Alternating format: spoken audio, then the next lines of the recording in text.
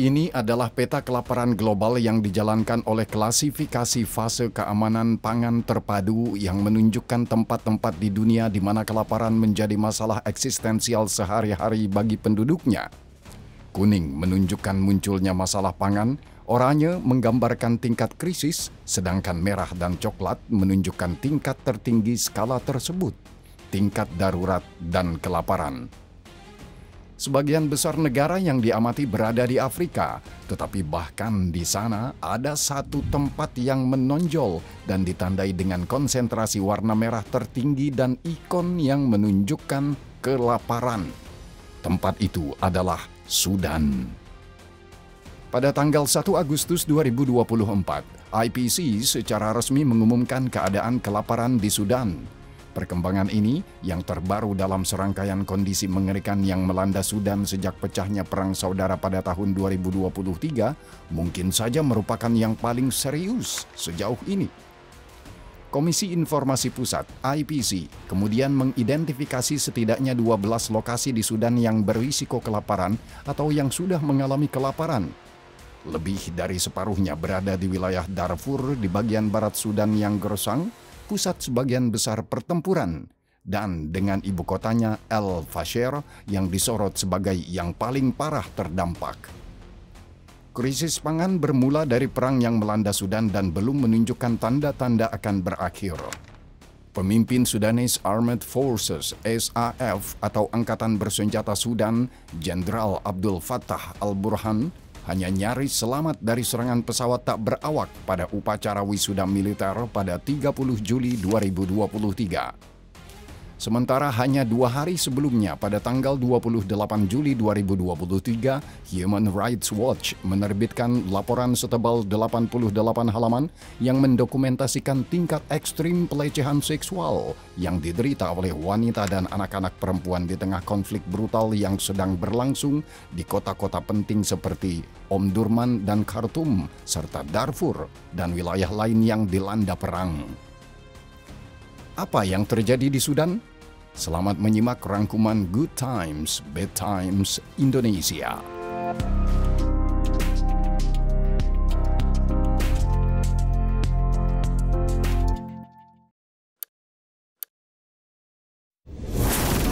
Perang saudara yang sedang berlangsung di Sudan melibatkan bentrokan antara dua faksi yang bertikai, Rapid Support Forces atau RSF atau pasukan dukungan cepat, sebuah kelompok paramiliter yang dipimpin oleh Muhammad Hamdan Dagalo alias Hemedti, dan Tentara Sudan atau Sudanese Army (SAF) yang dipimpin oleh Jenderal Abdul Fattah al-Burhan.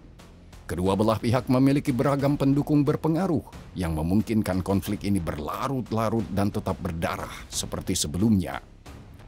Perang dimulai tahun 2023 menyusul perselisihan antara kedua kubu yang haus kekuasaan mengenai penggabungan RSF ke dalam SAF. Konflik tersebut segera meluas ke jalan-jalan Khartoum serta kota kedua di dekatnya, Omdurman, dan sebagian besar wilayah negara itu. Namun kisah ini seperti yang sering terjadi di kawasan dunia ini tidak akan lengkap tanpa seorang diktator lokal yang merebut kekuasaan negara selama beberapa dekade. Tokoh seperti itu untuk Sudan adalah Omar al-Bashir yang memerintah negara Afrika tersebut selama 30 tahun hingga 2019. Al-Bashir adalah seorang tokoh militer yang naik ke tampuk kekuasaan pada tahun 1989 ketika ia memimpin kudeta untuk menggulingkan pemerintahan Sadiq al-Mahdi, satu-satunya pemimpin Sudan yang dipilih secara demokratis hingga saat ini. Setelah pemerintahan transisi selama 4 tahun, Bashir mendeklarasikan dirinya sebagai Presiden Sudan pada tahun 1993 dan tetap demikian selama 25 tahun berikutnya, di mana selama waktu itu ia meletakkan lanskap untuk perang saudara saat ini. Ia merombak sistem politik dan membangun jaringan pendukung untuk dirinya sendiri yang sebagian besar dipilih dari kelompok suku Arab Badui tempat ia berasal. Pemerintahannya juga melihat kembalinya tatanan sosial dan hukum Islam konservatif yang sebelumnya sebagian besar dilonggarkan di bawah pemerintahan Mahdi. Hukum syariah diperkenalkan ke Sudan di semua kecuali 3 wilayah yang sebagian besar beragama Kristen di Sudan Selatan, di samping sistem pidana yang ketat yang dipengaruhi oleh teologi Islam. Pada tahun 1993, Departemen Luar Negeri Amerika Serikat secara resmi memasukkan Sudan ke dalam daftar negara sponsor perlawanan karena bukti dukungannya terhadap berbagai organisasi, termasuk Al-Qaeda. Al-Bashir bahkan pernah menjamu Osama bin Laden di Sudan selama beberapa tahun pada pertengahan 1990-an. Tetapi mungkin hal terburuk yang paling signifikan dari pemerintahan Al-Bashir adalah tindakannya di wilayah Darfur pada awal tahun 2000-an. Darfur atau Tanah Orang Fur adalah wilayah gersang yang terletak di sebelah barat Sudan. Wilayah ini dihuni oleh penduduk yang sebagian besar terdiri dari orang Afrika hitam, sebagian besar adalah kelompok etnis Fur, Masalit, dan Zaghawa yang mayoritas beragama Islam. Penduduk ini hidup rukun berdampingan dengan suku-suku Arab nomaden yang juga mendiami wilayah tersebut yang sering terlibat dalam sengketa tanah dan tuduhan pencurian ternak. Konflik ini meletus pada tahun 2003 ketika penduduk Darfur setempat yang diwakili oleh Gerakan Pembebasan Sudan dan Gerakan Keadilan dan Kesetaraan bergerak melawan pemerintah Sudan. Saat ini, militer Sudan sebagian besar disibukkan dengan memerangi pemberontak di Sudan Selatan atau melindungi proyek-proyek pipa minyak di sepanjang Laut Merah. Dengan kekuatan pemerintah yang terbatas, Al-Bashir mempersenjatai milisi Arab Darfur lokal untuk melawan pemberontak yang pada dasarnya memberi mereka keleluasaan untuk menumpas pemberontakan dengan cara apapun yang mereka anggap tepat. Kelompok-kelompok milisi Arab ini kemudian dikenal sebagai Janjaweed atau setan berkuda, dan mereka kemudian terkenal karena melancarkan kampanye kekerasan yang biadab, salah satu yang terburuk yang pernah terjadi di dunia pada abad ke-21. Selama beberapa tahun berikutnya, Janjaweed melakukan pembunuhan massal, pelecehan seksual yang meluas, penjarahan dan penghancuran seluruh desa, serta pengungsian besar-besaran penduduk Darfur. Banyak di antaranya melarikan diri melintasi perbatasan ke Chad di dekatnya. Pada tahun 2008, PBB memperkirakan setidaknya 300.000 orang telah terbunuh dan 3 juta lainnya akan mengungsi oleh pasukan gabungan tentara Sudan dan Janjaweed di tengah karnaval kekerasan dan kebrutalan. Janjaweed sangat mobile dan akan dengan cepat melintasi bentangan wilayah yang luas dengan menunggang kuda atau dalam konvoi 4x4. Karena alasan ini, perang di Darfur bahkan terkadang disebut sebagai perang Land Cruiser. Mobilitas ini memungkinkan mereka untuk memusnahkan desa-desa dan melanjutkan perjalanan, dan juga untuk menargetkan kolom-kolom pengungsi yang bergerak yang harus melakukan perjalanan dengan berjalan kaki. Perang tersebut berlangsung selama sekitar 5 tahun dan sebagian besar diabaikan oleh media dunia sehingga kekerasan tersebut berlanjut tanpa henti. Departemen Luar Negeri Amerika Serikat bahkan menyebut peristiwa di Darfur sebagai genosida pada tahun 2004, tetapi tidak ada tindakan tegas yang diambil untuk mencegah kekerasan tersebut dan pembunuhan serta pengungsian terus berlanjut selama bertahun-tahun setelahnya. Di garda terdepan kekerasan yang dilakukan oleh Janjaweed terdapat beberapa tokoh yang menjadi sekutu politik dekat Al-Bashir. Salah satunya adalah Mohamed Hamdan Dagalo, seorang pria yang dipuji dan diberi penghargaan oleh Al-Bashir atas tindakannya di Darfur. Dagalo secara umum diyakini sebagai pusat aksi Janjaweed di Darfur, karena secara pribadi mengorganisir banyak penjarahan dan pembantaian sistematis yang terjadi di dalamnya. Namun, tidak ada tuntutan yang pernah diajukan oleh Jaksa Internasional terhadap Dagalo dan perang di Darfur mulai mereda intensitasnya setelah tahun 2008. Sebagian besar karena taktik brutal yang digunakan oleh Janjaweed berhasil menekan para pemberontak. Janjaweed diubah menjadi pasukan keamanan swasta Al-Bashir dan mendapatkan nama baru, Pasukan Pendukung Cepat, RSF, pada tahun 2013. Dagalo diangkat sebagai pemimpin RSF dan juga mendapat julukan Hemedti atau pelindungku dari Al-Bashir. Ia segera menjadi salah satu orang terkaya dan terkuat di Sudan meskipun terbukti telah melakukan beberapa kekerasan terburuk selama perang. Meskipun al-Bashir menggunakan taktik kejam untuk mempertahankan kekuasaannya, kejatuhannya akhirnya tetap terjadi. Seiring berjalannya waktu, skala kekerasan yang dilakukan oleh pemerintahan al-Bashir terhadap rakyatnya sendiri di Sudan mulai mendapat perhatian. Dan seiring meningkatnya tuduhan genosida, al-Bashir menjadi subjek surat perintah penangkapan oleh Mahkamah Kriminal Internasional pada tahun 2008.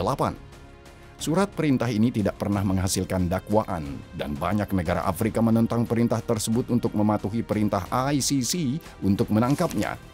Namun, keretakan dalam rezim justru semakin membesar.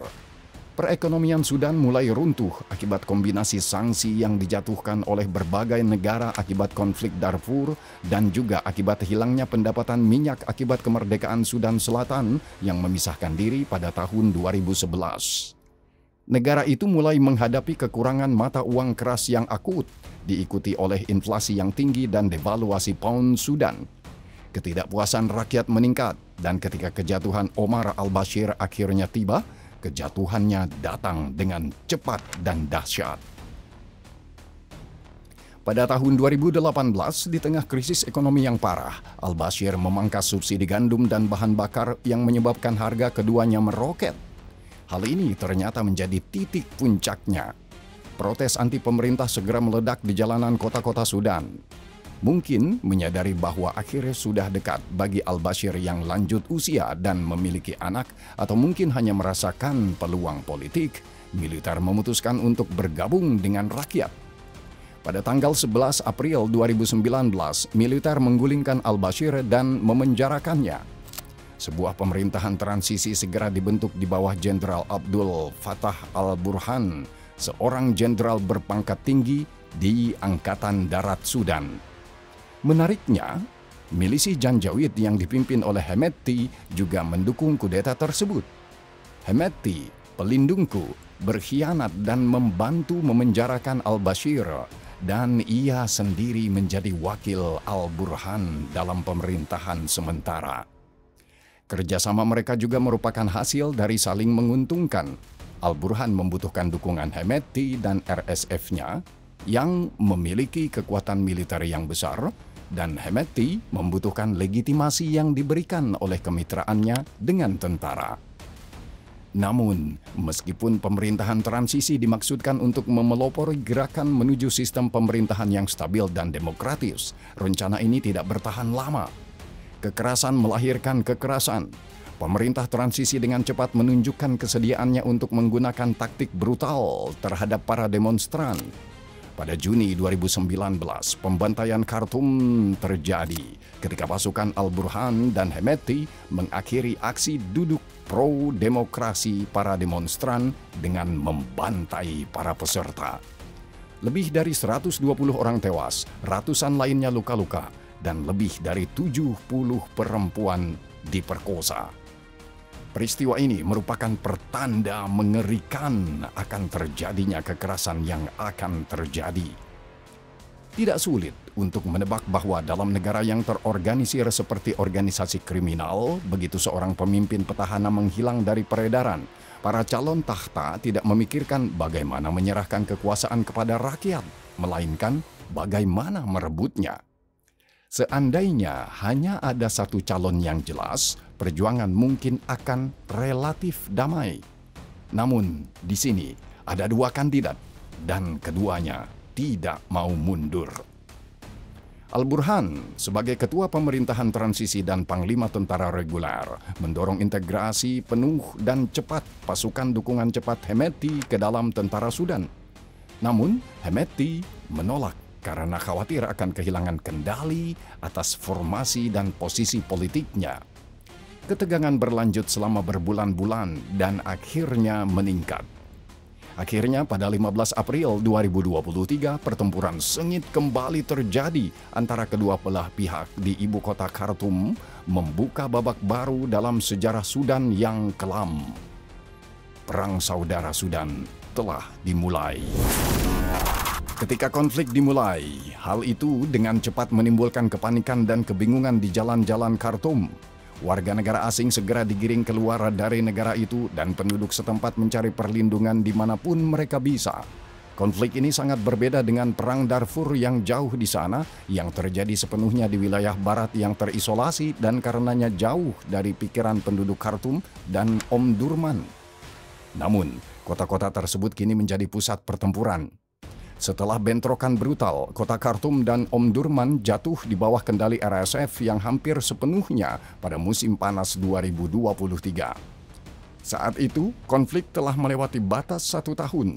Wilayah Sudan hampir terbagi rata antara RSF di barat, termasuk seluruh Darfur, dan tentara Sudan di timur. Pemerintah pindah ke kota Port Sudan yang relatif aman di pesisir Laut Merah.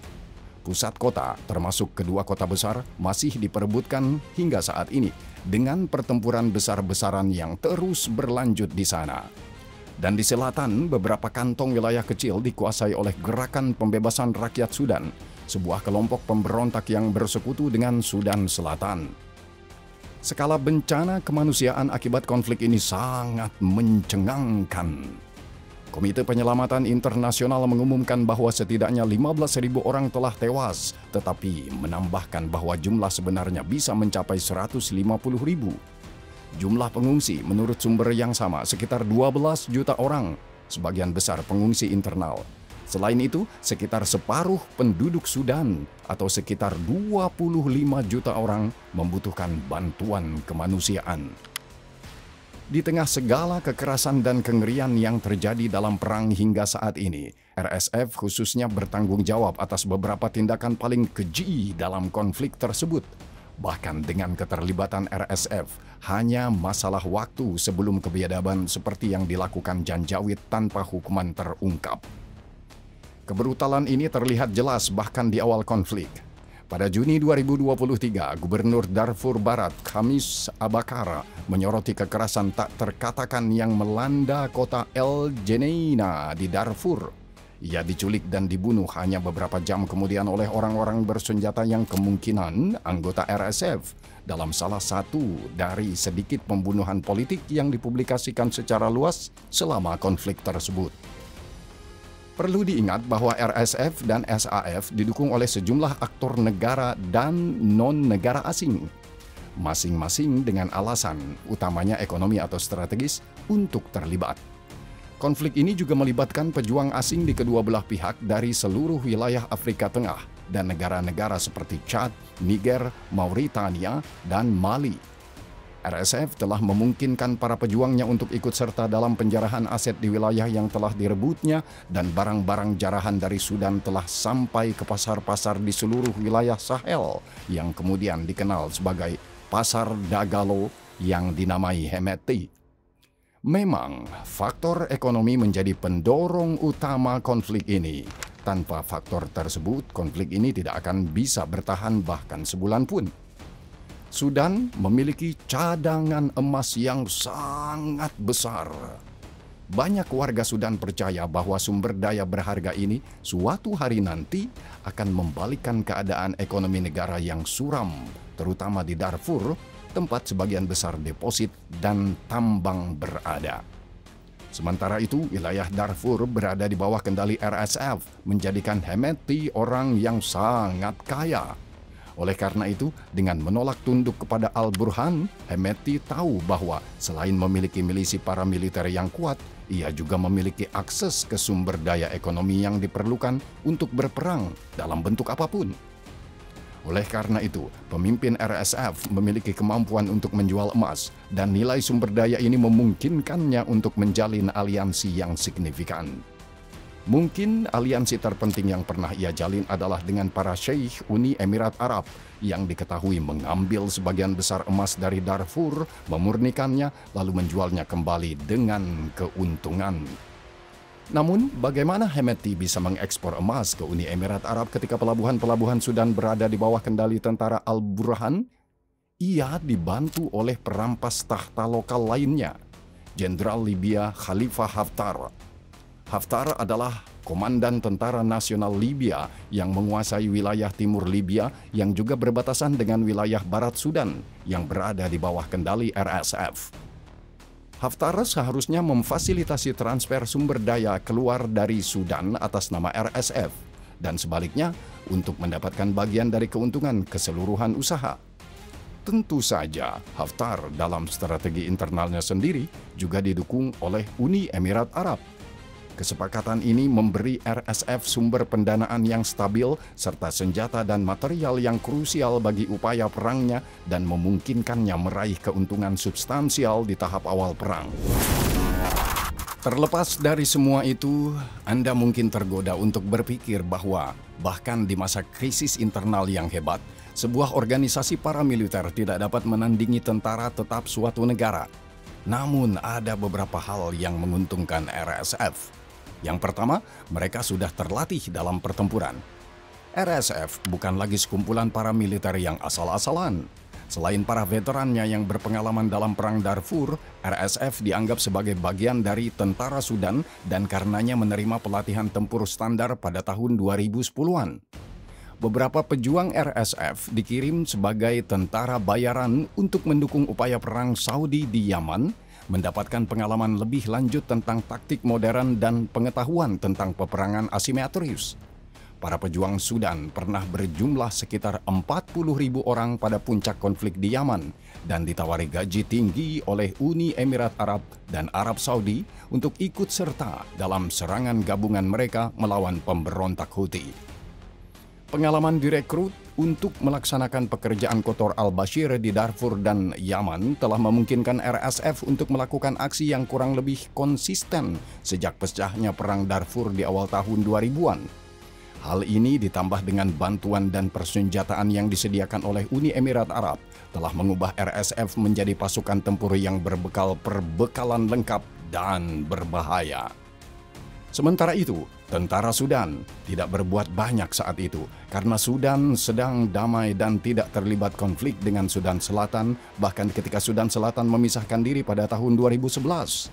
Ada pula beberapa bukti yang menunjukkan bahwa al-Bashir tidak sepenuhnya memercayai SAF seperti halnya ia memercayai RSF, sehingga mereka menjadi pilihan utamanya untuk operasi militer apapun yang perlu dilaksanakan.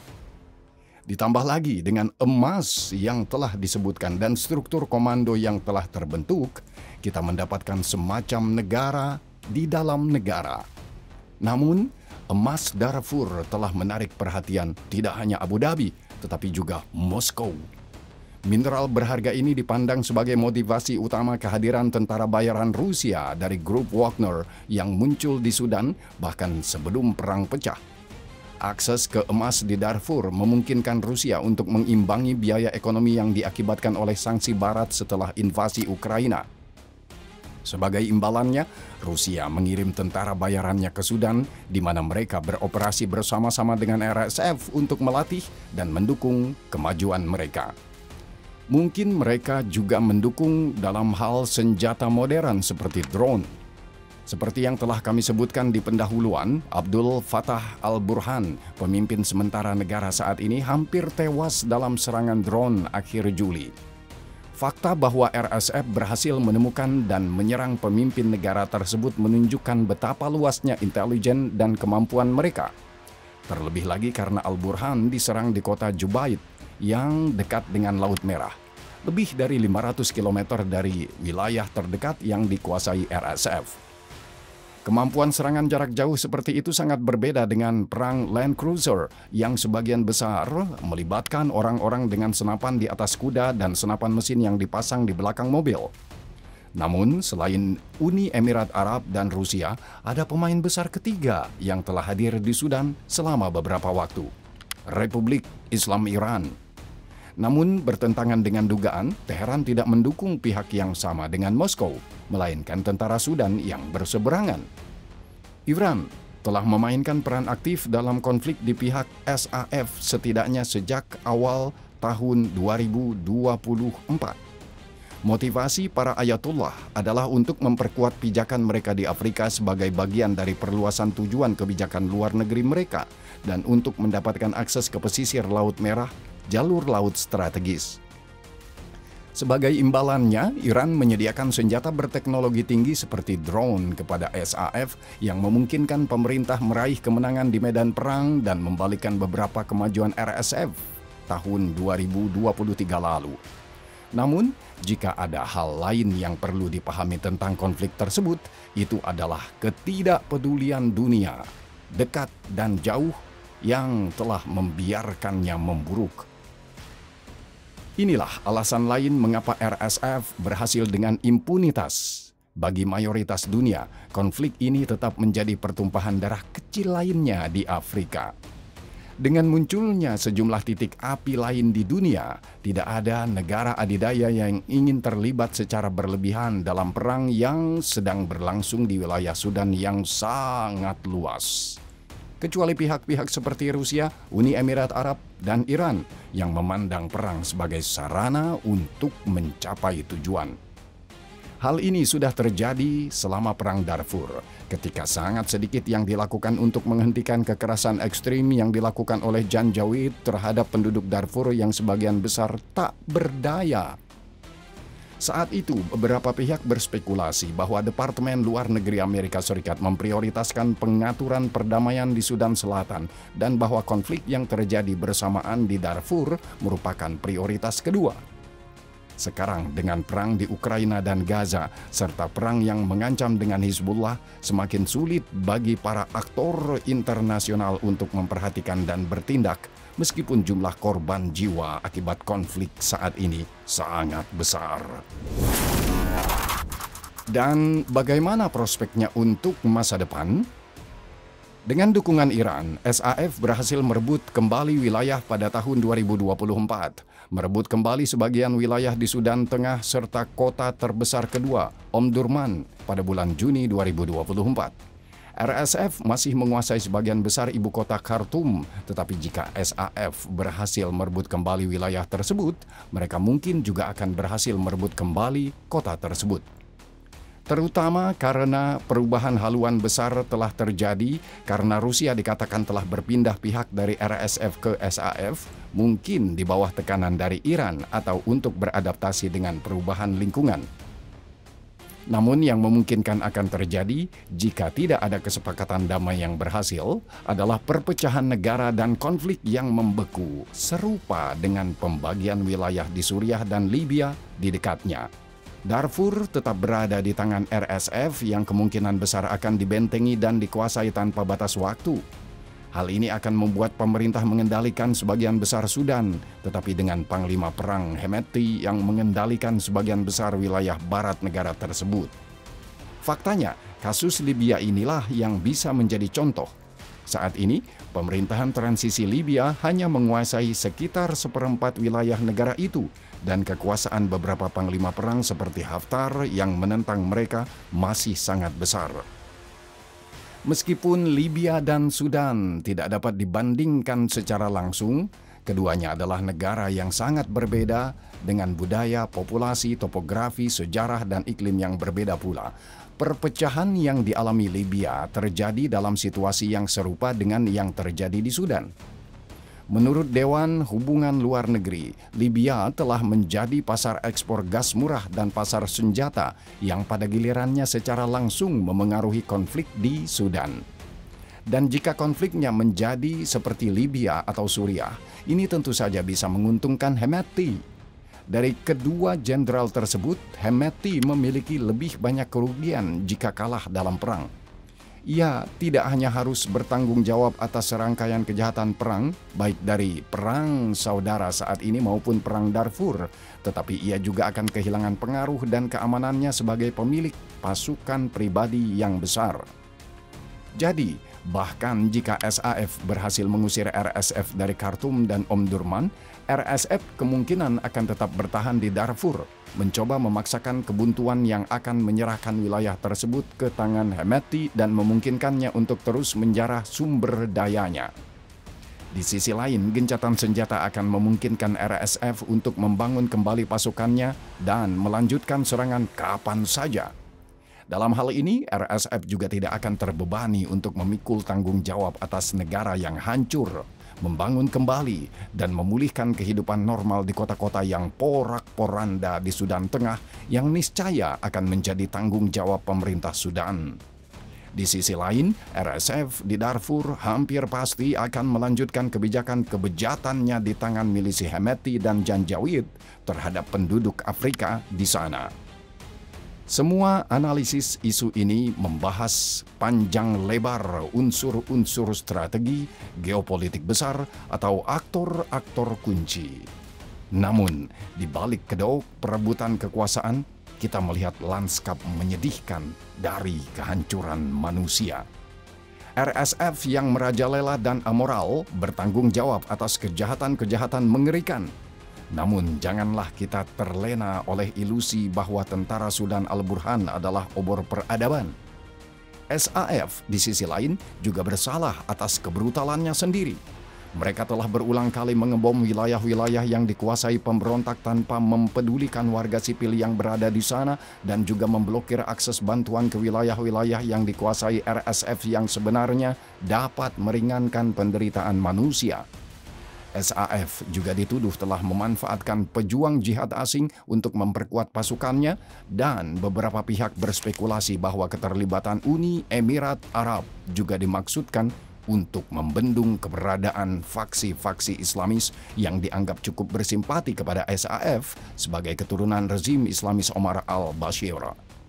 Sayangnya, dampak konflik ini mungkin tidak dapat diketahui hingga permusuhan berakhir, dan dampaknya kemungkinan besar akan sangat besar. Jumlah korban tewas kemungkinan besar sudah jauh melebihi total korban tewas akibat perang di Gaza dan bahkan mungkin mencapai jumlah korban tewas akibat perang di Ukraina. Selain itu, skala kekerasan seksual yang masif kemungkinan tak tertandingi di antara ketiga konflik tersebut. Tekanan pada para pihak untuk mengakhiri konflik semakin meningkat. Dan dengan berlangsungnya perundingan damai yang dipimpin Amerika Serikat dan PBB di Jenewa, mungkin ada harapan untuk menemukan solusi. Namun, motivasi tersebut dikekang oleh berbagai kelompok kepentingan yang sangat menginginkan perpanjangan konflik. Jika perundingan damai gagal, seperti yang terjadi pada perundingan serupa sebelumnya di Arab Saudi, kemungkinan besar konflik akan terus berlanjut dengan ganasnya. Setelah jatuhnya rezim Omar al-Bashir, banyak warga Sudan berharap masa depan yang lebih baik akan segera tiba. Namun, harapan itu tak kunjung datang. Sebaliknya, sang pencabut nyawa setua dunia telah menelan korban jiwa yang berlumuran darah.